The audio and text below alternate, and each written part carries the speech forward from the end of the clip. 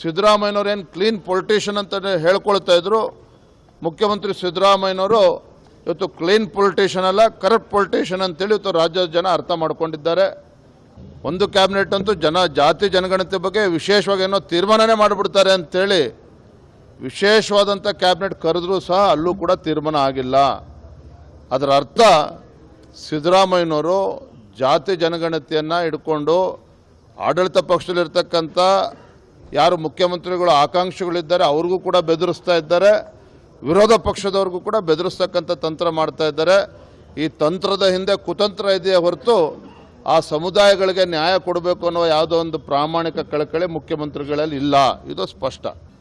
ಮಕ್ಕಳಿಗೆ ಪಾಪ ಪರೀಕ್ಷಾರ್ಥಿಗಳಿಗೆ ಜನಿವಾರನ ತಗ್ಸಿರ್ತಕ್ಕಂಥದ್ದು ಕೇವಲ ಮಕ್ಕಳ ಮೇಲೆ ಆಗಿರ್ತಕ್ಕಂಥದ್ದಲ್ಲ, ಆ ಸಮುದಾಯದ ಮೇಲೆ, ಹಿಂದೂ ಸಮುದಾಯದ ಮೇಲೆ, ಹಿಂದೂ ಸಮಾಜದ ಮೇಲೆ ಇವತ್ತು ಇದನ್ನು ಮಾಡ್ತಾ ಇರ್ತಕ್ಕಂಥದ್ದು, ಬಲಾತ್ಕಾರವನ್ನು ಮಾಡ್ತಾ ಇರ್ತಕ್ಕಂಥದ್ದು. ಅಂದರೆ ಎಲ್ಲೋ ಒಂದು ಕಡೆ ಸಿದ್ದರಾಮಯ್ಯನವರಿಗೆ ಹಿಂದೂಗಳಿಗೆ ಅಪಮಾನ ಮಾಡೋದು ಅಂತ ಹೇಳಿದ್ರೆ ಏನೋ ಅಂತ ಪರಮಾನಂದ ಆಗ್ತದೆ ಅವರಿಗೆ.